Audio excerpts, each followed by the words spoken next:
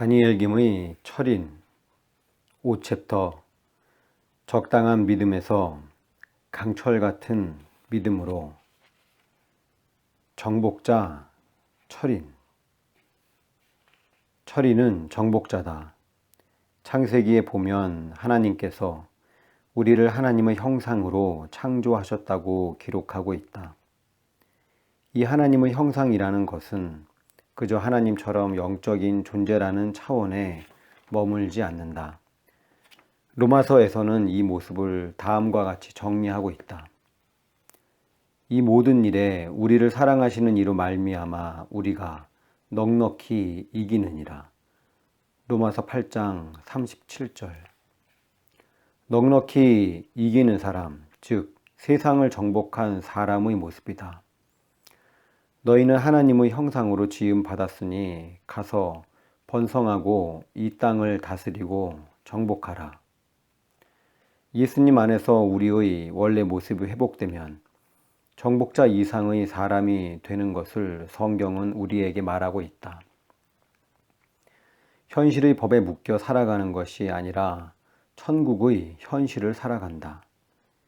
대사가 다른 나라에 가서 살아갈 때 그 나라의 법에 따라 재판을 받는 것이 아니라 자기를 보낸 나라의 법에 적용받는 것처럼 말이다.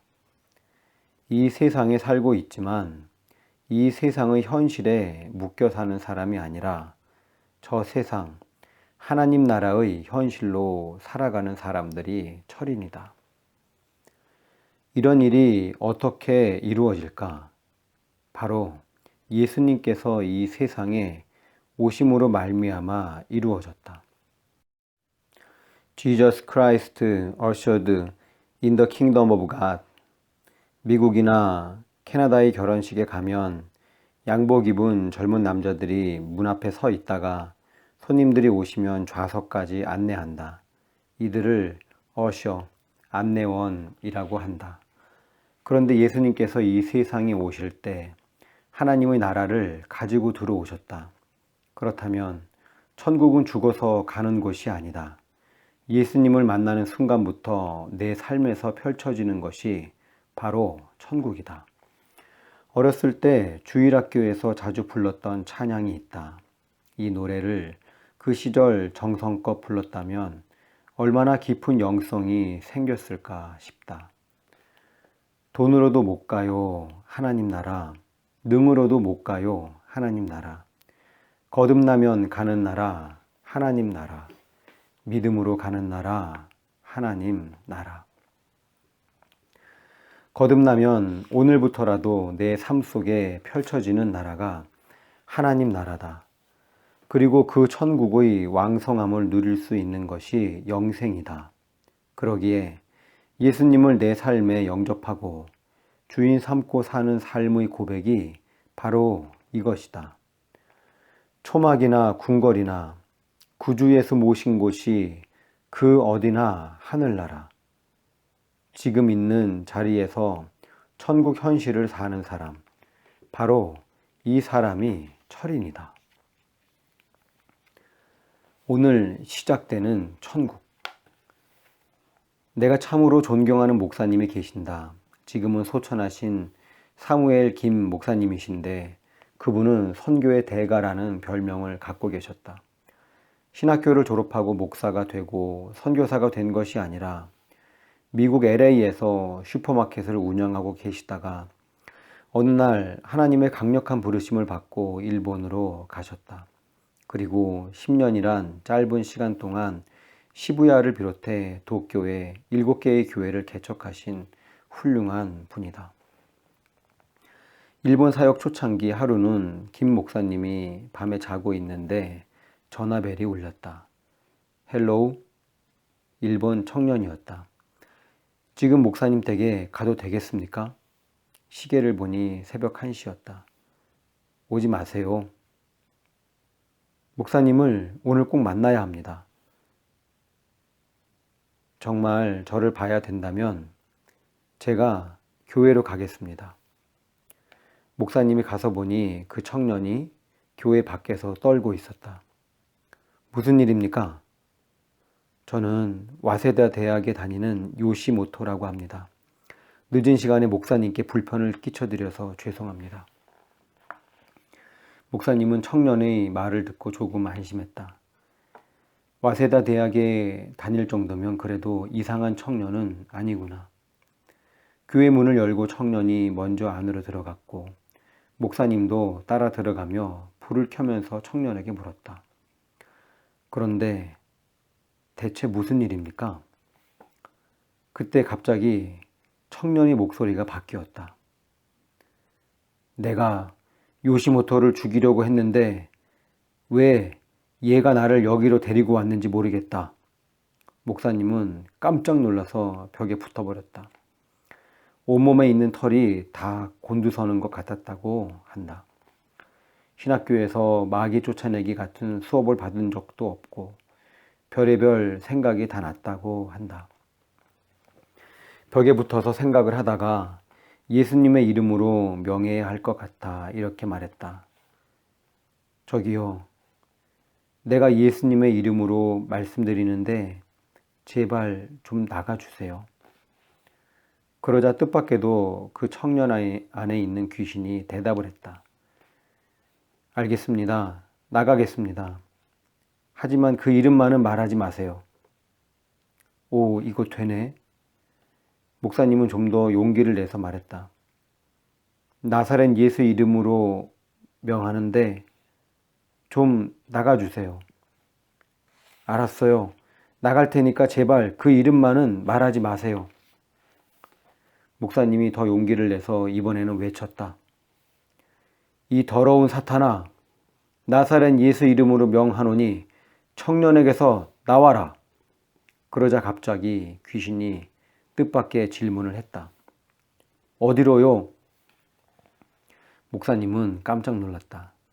이런 질문에는 뭐라고 대답해야 할지 몰라서 가만히 생각하다가 요한계시록에서 마지막 날 하나님께서 모든 마귀와 사탄을 무저갱 안으로 넣는다는 약속이 생각났다. 나사렛 예수 이름으로 명하는데 이 더러운 귀신아, 무저갱으로 들어가라. 알겠습니다. 나가겠습니다. 하지만 무저갱은 아닙니다.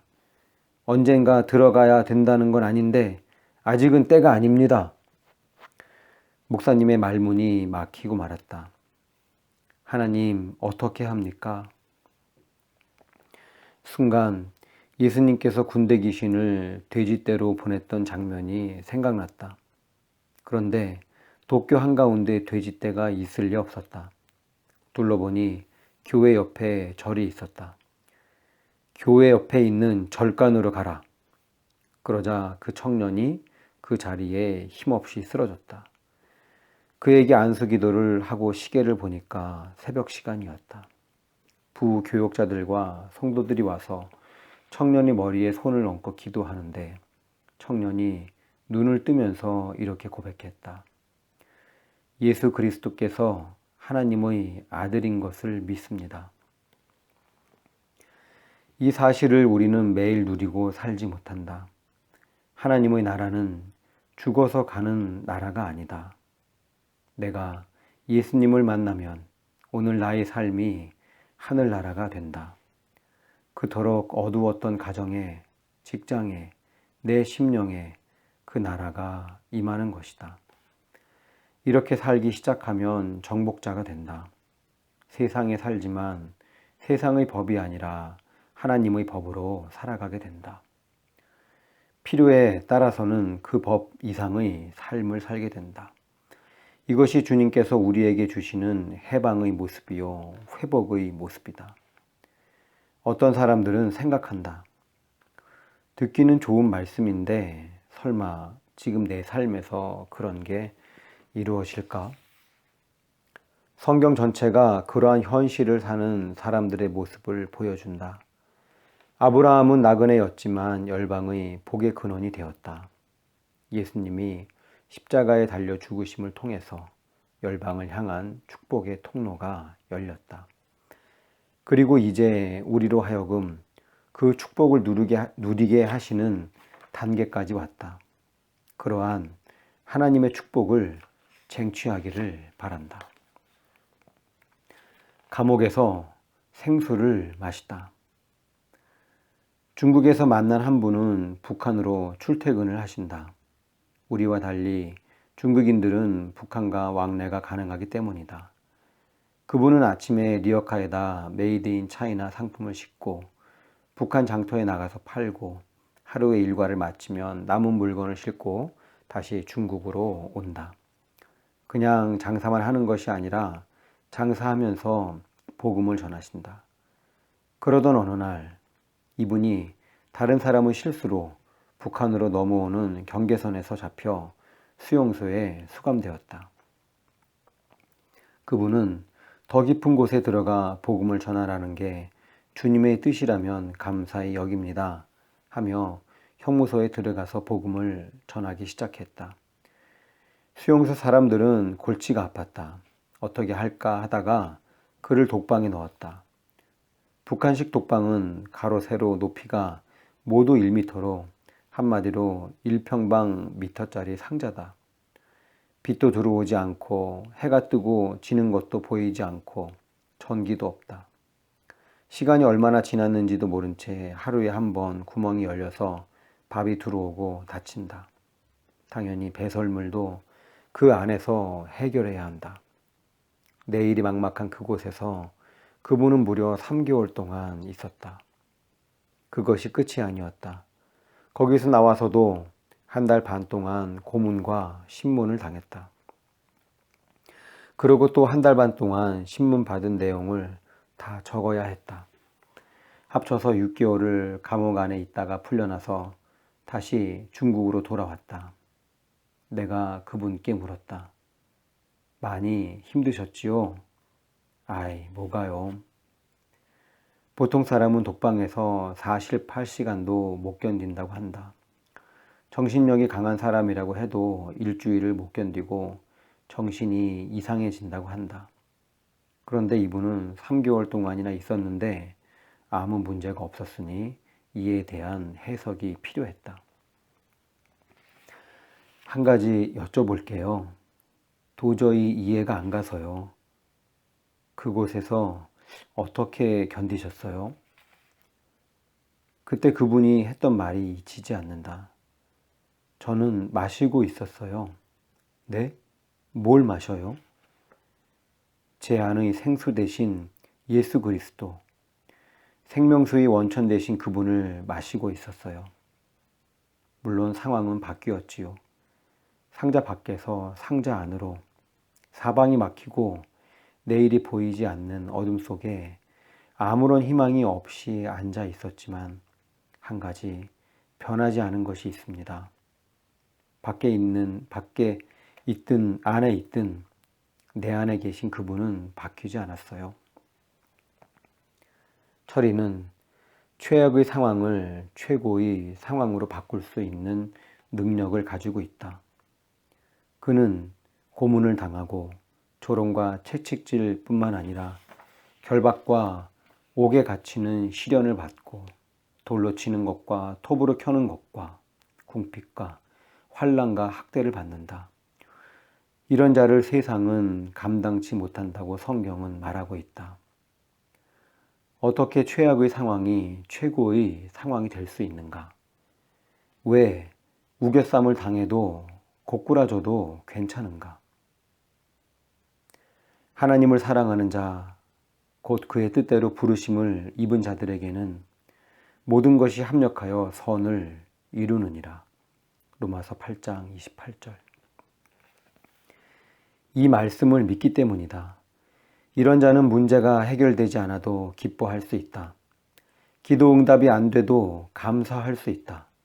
무화과 나무 잎이 마르고 포도 열매가 없고 감람나무에 소출이 없고 외양간에 소가 없어도 오직 여호와로 인해 즐거워할 수 있다. 본질을 소유한 예배자로 살아갈 수 있다. 어떤 환경에서도 끄떡없이 믿음을 지킬 수 있다. 할머니 선교사가 부르는 노래. 중국 교회는 1970년부터 2000년까지 30년 동안 실로 엄청난 부흥을 경험했다. 가정교회들이 엄청나게 많아져 중국교회 성도 수를 파악할 수 없을 정도다. 대략 1억 4천만 명으로 추산하는데 이는 일본의 전체 인구보다 많은 수다.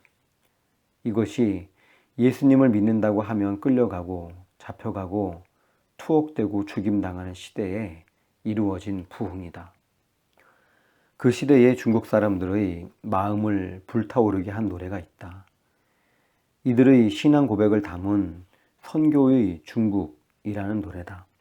당시 중국 가정교회 성도들은 핍박과 죽음과 가난의 현실 속에서도 함께 모여 이 찬양을 불렀다.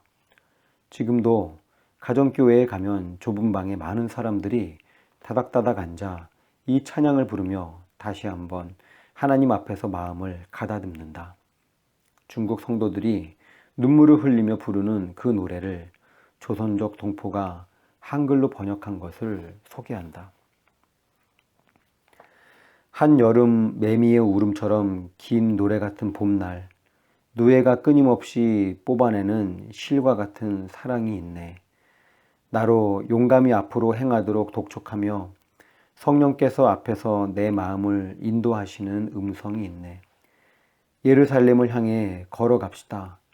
비바람 눈비가 몰아쳐도 의지는 더욱 강해지고 나는 주님의 이름을 찬양할 것입니다.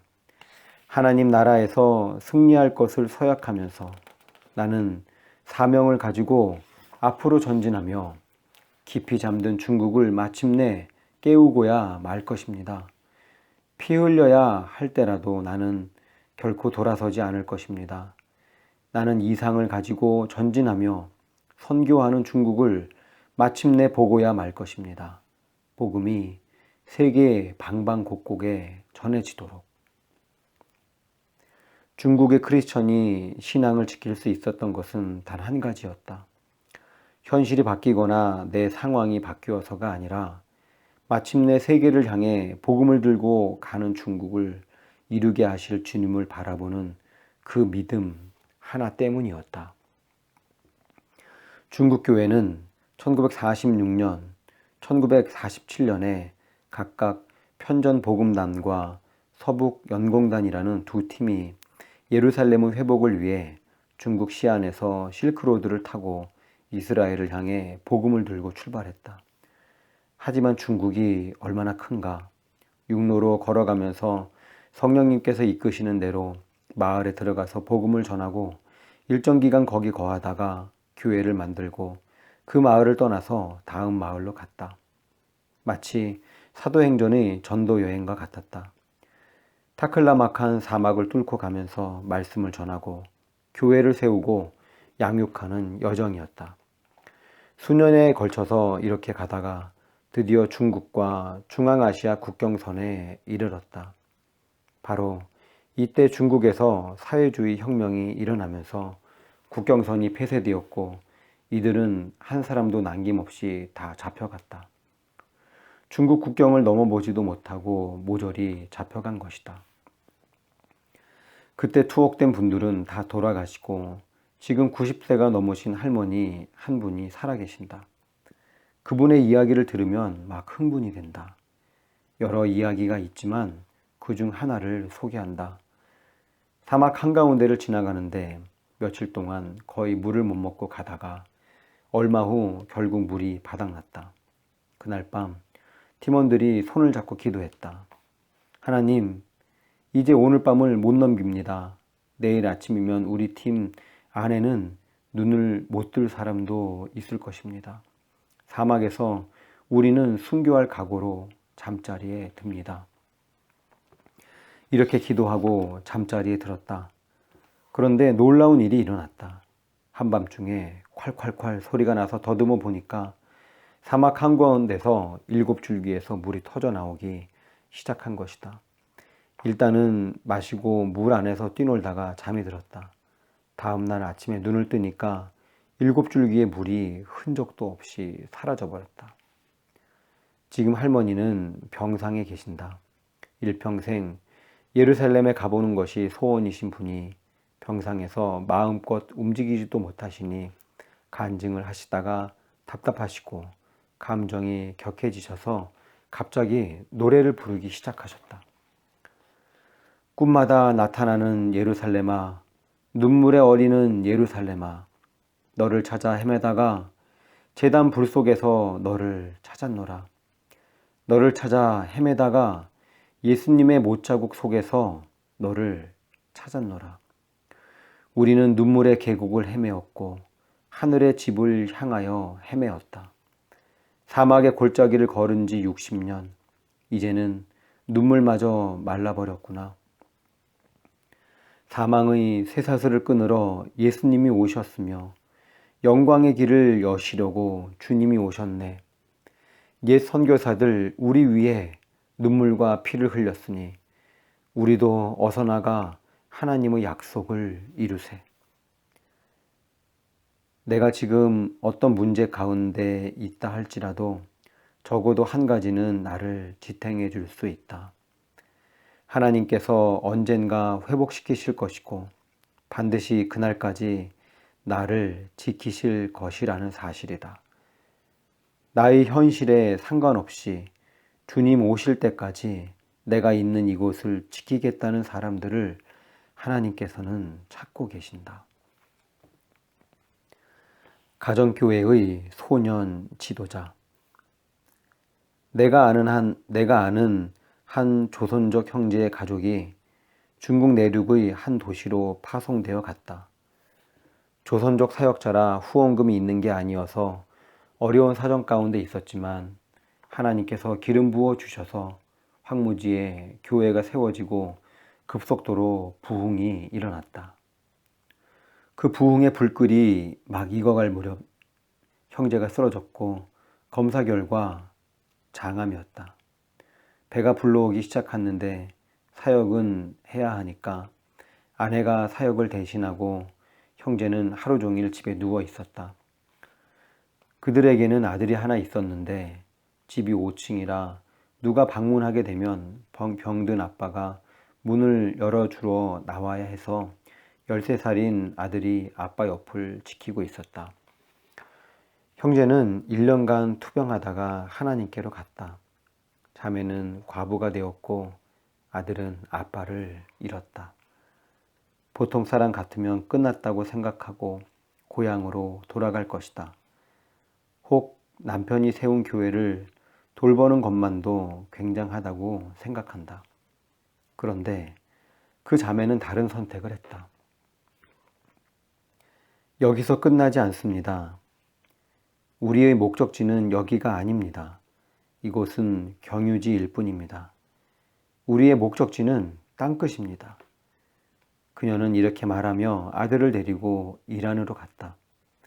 과부인 그녀는 생계를 위해서 중국식 발 마사지를 배워 이슬람 여인들의 발을 마사지 해주면서 복음을 전했다. 중국 교회로부터 아무 후원도 없지만 중국 교회를 향해 메시지를 주고 싶었다고 한다. 중국 교회도 선교할 수 있다. 과부도 하는데 누가 못하나. 그녀는 아들을 그곳에 있는 국제학교에 보냈는데 7개 국어를 한다고 했다. 중국어, 한국어, 영어, 이란어, 아랍어, 독일어, 프랑스어까지. 그런데 문제는 하나도 제대로 못한다는 것이다. 그 이야기를 듣는데 하나님께서 내게 감동을 주셨다. 그 아이에게 실상이 필요하다는 것이었다. 만약 내가 어렸을 때 내 미래의 실상을 보았다면 더 힘있게 달려갔을 것 같다는 생각을 했었다. 나는 그 아이에게 실상을 보여주기 위해 이란으로 날아갔다. 한국의 한 교회에서 아이의 학비를 주어서 그것을 가지고 가서 그 아이를 만났다. 삼촌도 새 나라에 살면서 늘 33% 인생이라고 생각했어. 근데 지금 하나님 손에 붙들리고 나니까 300%를 살고 있어. 너는 700%로 주님을 위해 살 수 있을 거야. 그저 이 말을 하고 조그마한 아파트 옥상에 올라가 둘이 중국식 양꼬치를 구워 먹고 기도해주고 학비를 전해주고 돌아왔다. 그런데 기적이 일어나기 시작했다. 학교 가기 싫다고 떼를 쓰던 아이가 그때부터 공부를 하기 시작하더니 3년이 지난 지금 7개 국어를 능숙하게 한다. 그리고 겨울과 여름 두 차례 방학이 되면 중국으로 간다. 지금 18살인데 중국 가정교회 지도자다. 그 친구를 본 중국 교인들이 놀라면서 도전받는다. 우리도 할 수 있다. 과부가 아들 하나 이렇게 만들어내는데 우리가 못하겠냐. 이런 친구가 중국 교회에는 또 하나의 믿음의 실상이 되는 것이다. 내가 달려갈 길과 주 예수께 받은 사명, 곧 하나님의 은혜의 복음을 증언하는 일을 마치려 하면은 나의 생명조차 조금도 귀한 것으로 여기지 아니하노라. 사도행전 20장 24절. 복음을 위해 나의 생명조차 조금도 귀한 것으로 여기지 않는 사람이 되지 않으면 주님이 주신 사명의 길을 가지 못한다. 누구든지 나를 따라오려거든 자기를 부인하고 자기 십자가를 지고 나를 따를 것이니라. 마태복음 16장 24절.